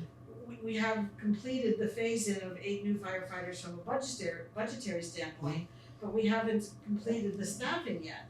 So when we do get to 4 at 10 rather than 2 at 10 and 2 at 8, it's gonna go up again. And that's all that I'm saying. Now, what you're suggesting, because when I asked you if you plan on hiring more, and I appreciated your very direct answer, you said yes. I was shocked. You might have noticed the shock on my face when you said yes, you would be looking, most probably, I believe you said, continuing with 2 per year. So I took that 2 per year with 4 shifts, another 8. So if you do get that 8, and if in the future, not now, in the future, it goes to 12, are you saying that if one of those 12 is out, they won't be replaced, that the shift will function at 11? Won't you need to change the CBA for that? I'm very apprehensive to answer you because Okay. again, this is going to be something that you're going to recall a number of years from now and try to hold me accountable for. I will tell you that as of this moment in time, I would not say I plan on 8. I just said 2 for next year. I don't know where that number is going to stop. There's a number of variables that we need to consider when we look at hiring staff. But what I will tell you is that my intent is to add to the number of add to the number of personnel assigned to each shift and keep the minimum at 10. Right. The Okay. CBA does Okay. allow for Well, that. that is completely different from the past. when It is went from completely 8 to different. 10. It was But Yes. when you did respond to me in September, you said to continue the 2 the 2 phase-in. So I took that to mean, I never said for how many years though. yeah, okay. Well, you okay. But you can understand me taking it that way because we just finished the phase-in of 2 per year for 8. But going back to the chairman's comments about Mrs. Barrett, I really had no problem, Mr. Chairman, with you disagreeing with Mrs. Barrett's opinions. Mr. Frieda respectfully disagreed with her opinions, although he was very grateful for her analysis and presentation, as she said in her statement. But to accuse her of being ill-informed or having wrong numbers or not understanding the budgetary process, these are all quotes, I think was really unconscionable. And you used the word unconscionable. I lost track of how many times you used the word unconscionable to describe Mrs. Barrett, and I think that was unconscionable. There are plenty of reasons, Mr. Chairman, to support the hiring of more firefighters, such as we have an aging population, and we have a lot of medical calls because of an aging population, or because of greater economic development. there are plenty of good reasons that you could put forth to argue that you need more firefighters. But to say that, and it always seems to be women, because I was also called unconscionable by you once, to say she's wrong, she's unconscionable because you disagree with her, that is unconscionable in my opinion, and not how fellow elected officials should be treating each other. 3 years ago, the chief went before the Board of Finance and he asked for 16 firefighters. The Board of Finance, led by Mr. Frieda, who controls the Board of Finance, gave the firefighters in the budget 0 that year. I advocated, you might recall, for hiring 4, but the Board of Finance, that first year of that 16 request for new firefighters, the Board of Finance gave them 0. The phase-in came later. I did not hear you call Mr. Frieda unconscionable because he disagreed with you. But Mrs. Barrett presents factual information to her fellow board members that she feels would be helpful to them in their analysis going forward in the next budget season. She's unconscionable. I just don't understand that. But you have a pattern, Mr. Chairman, of doing this, and I refer you to the December 22nd, 2020 Fire Commission meeting, and at 1 hour and 1 minute of that meeting, December 22nd, 2020, you called me, quote, derelict in her duties and not understanding the increases in the fire department. At hour 1, 7 minutes, you called me unconscionable. Of course, I took great offense to all of that. And at the January 26th, 2021 Fire Commission meeting, the very next month, your minutes state the following, and I have them here, but I will quote them. This is your minutes from 1/26/21. Quote, Chairman Nuzzolillo apologized to the third selectman, Sally Buemi, regarding his comments made during the 12/22/20 Board of Fire Commission meeting. That was the meeting where you called me derelict in my duties and unconscionable. I will now await an apology that you most certainly owe to Nancy Barrett regarding your comments made last Fire Commission meeting. And I would like to offer my own comments about Nancy Barrett, if I may. I believe the people of North Haven are lucky to have her serving on the Board of Finance. Like all other members of the Board of Finance, she is very highly qualified to serve with her Princeton education and a master's degree from one of the top business schools, a master's in business, an MBA from one of the top business schools in this country, and 30 years of professional experience. Folks who watch her regularly know she is always prepared. You may not agree with her opinions, but she is always prepared and always is trying to do the best for the town. And I will give you one quick example, Mr. Chairman, of how the town has benefited from Nancy's attention to detail and analysis and preparation.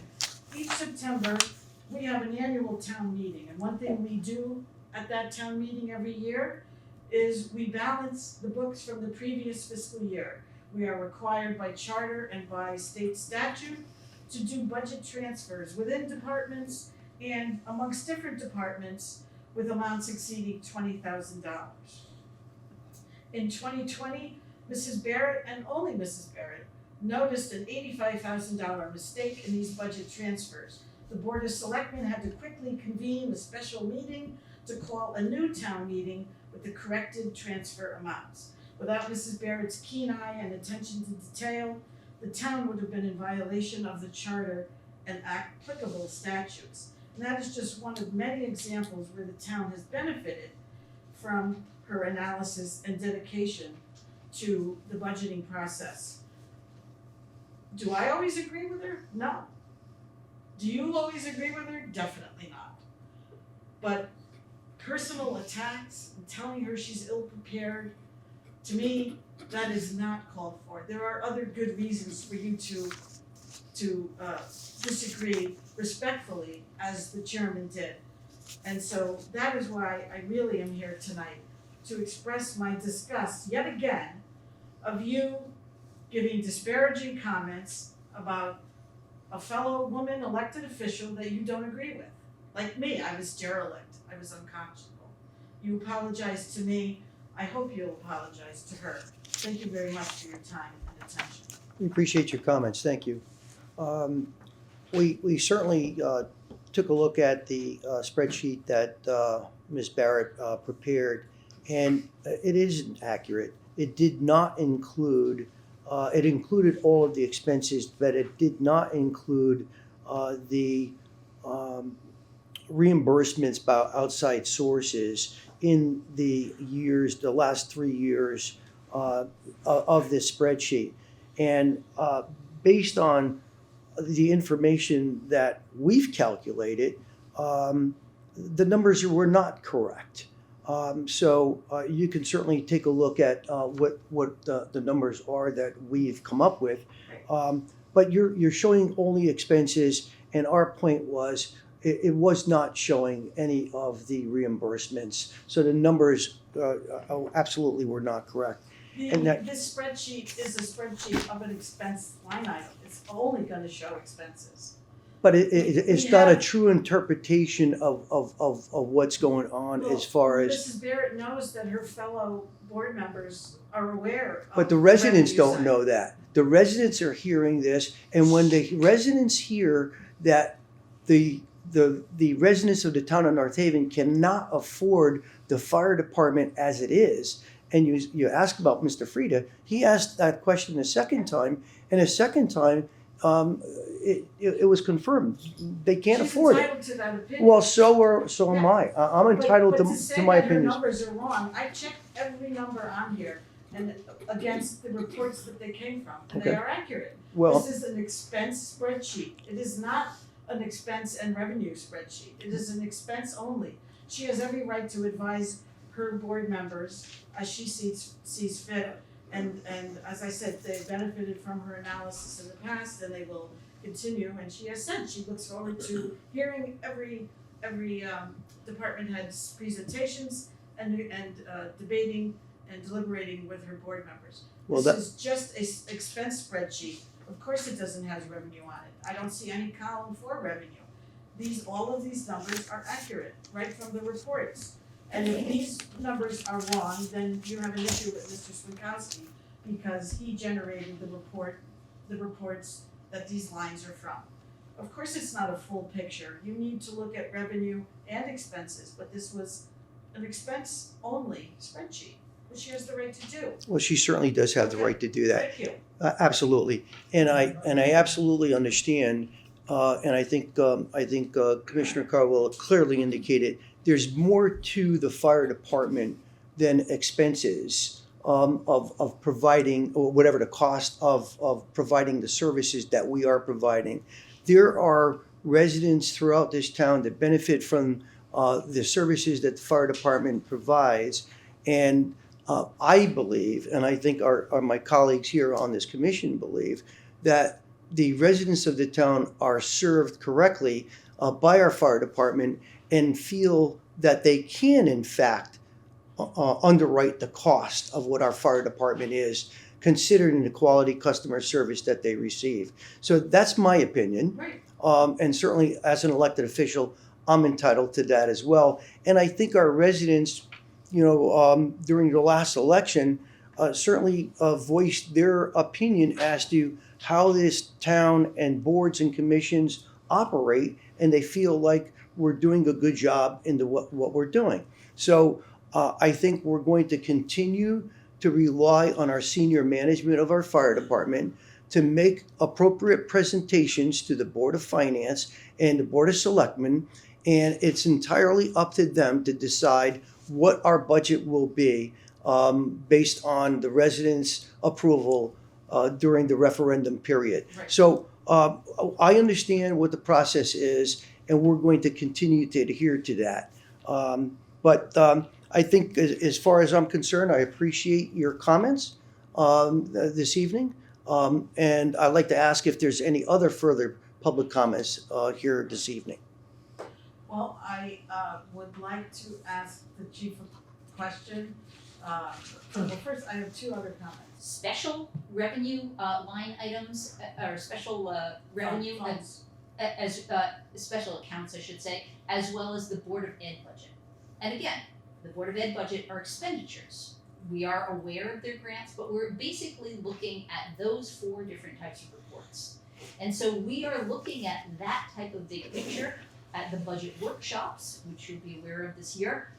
Each department head, including the chief, has the opportunity to present the big picture to the Board of Finance. That's all. And so we, as I said in my statement, I look forward to his presentation every year. It is very detailed, very thorough, and we all look forward to the opportunity to ask questions of the chief. So it's not that this is negative or positive, it's just simply that this is a line item that was budgeted in 2019 and 20 at a certain amount, actually the actual amount was $700,000, and then this last fiscal year, it was at almost 1.2 million.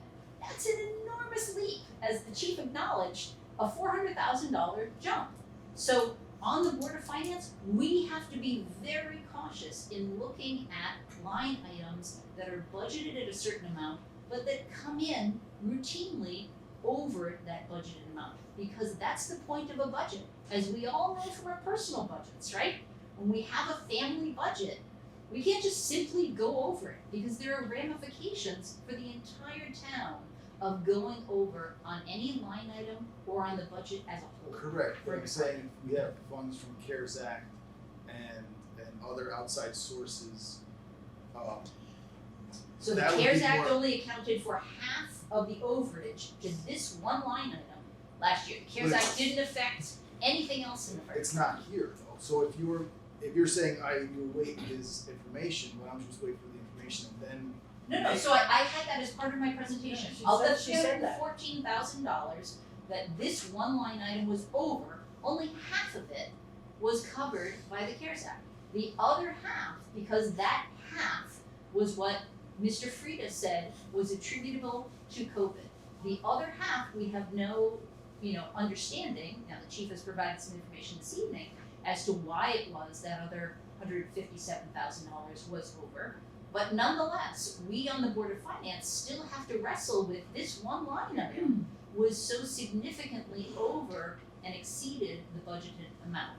And as Ms. Boendi pointed out, this current fiscal year is budgeted at $873,000. The likelihood that it's going to be in excess of $873,000 is probably pretty high, based again on historical data. Not good or bad, not my opinion, just the numbers. So here, I just wanna add a couple things. So this is one line item. I think it's also important to look at to get a good picture, you have to look at the whole budget. But the other thing that I've started to realize having now being on the commission and specifically asking and getting from the finance department the numbers that Ed brings up. Mhm. That there are times where it's not accurately placing things under there have been errors on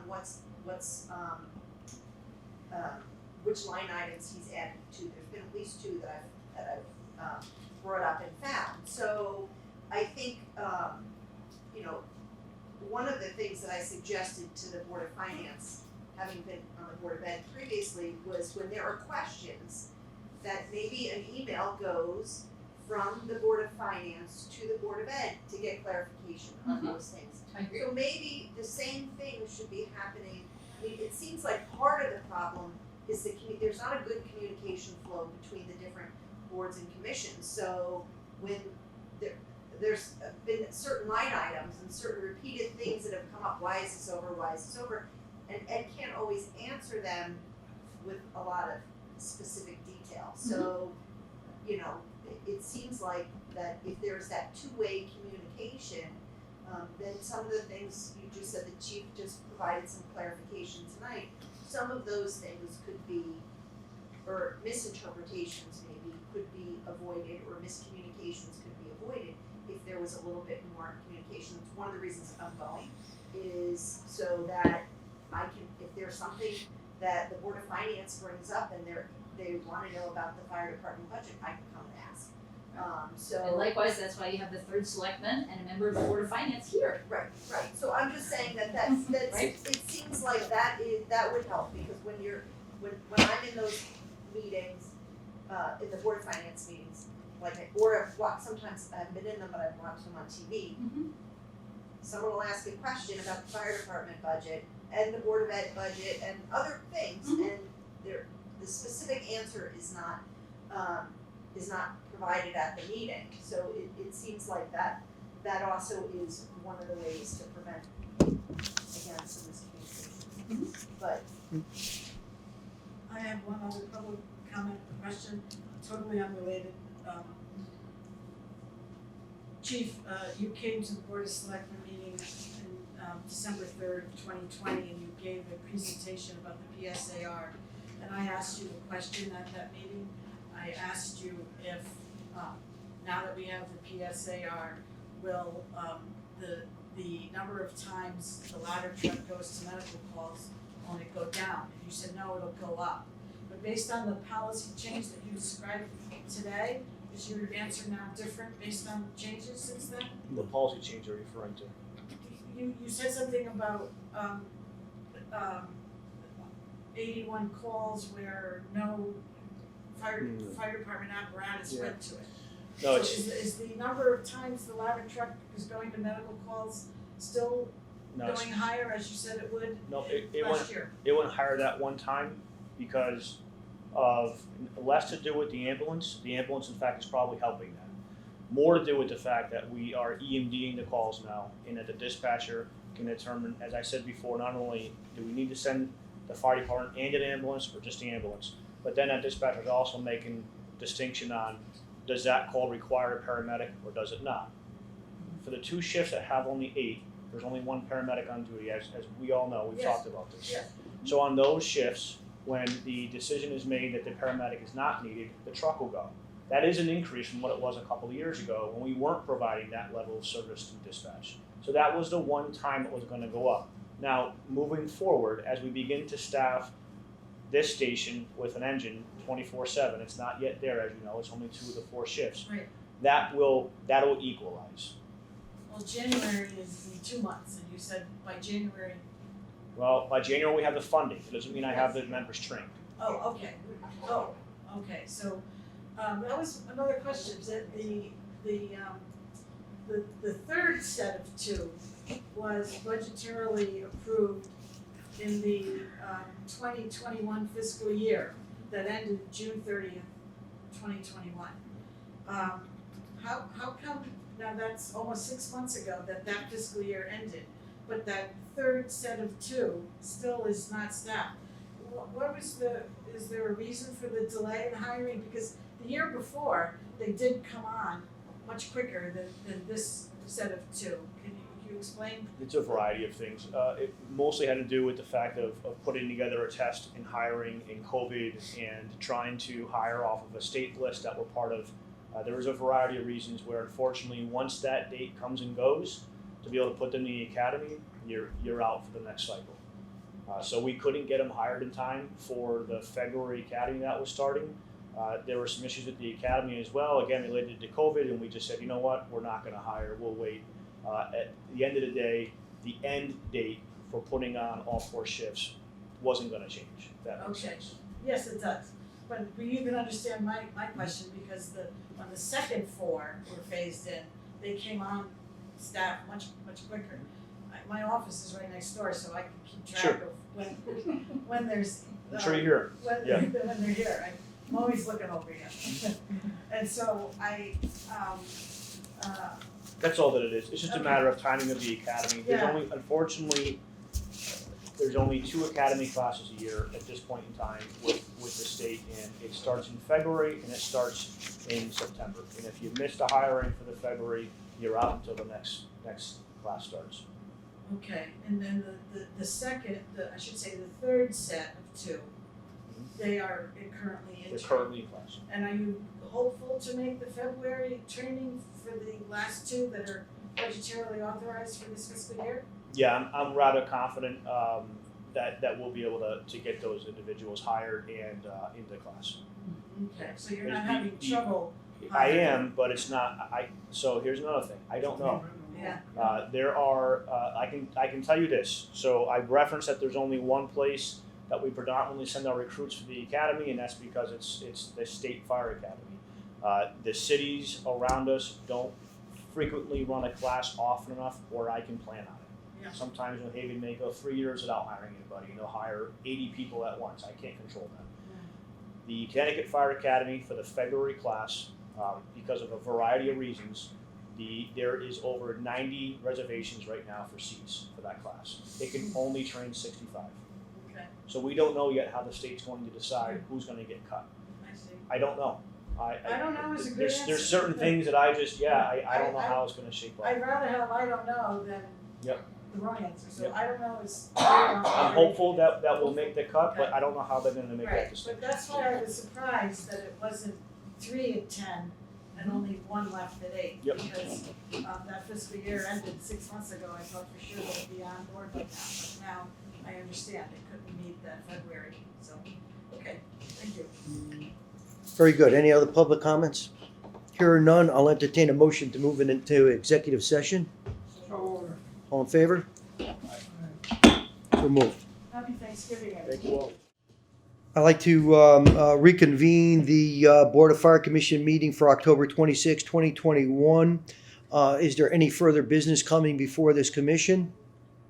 Here are none. I'd like to announce that the next Fire Commission meeting will be Tuesday, December 21st, 2021 at 6 p.m. at Monowese Company 2 in the Community Center at 282 Quinnipiac Avenue. I'd like to wish everyone a happy, healthy Thanksgiving, and I'll entertain a motion to adjourn. So ordered. Do I hear a second? All in favor? This meeting is adjourned. Thank you very much. I appreciate it. The preceding program is brought to you in part through a grant from the town of North Haven.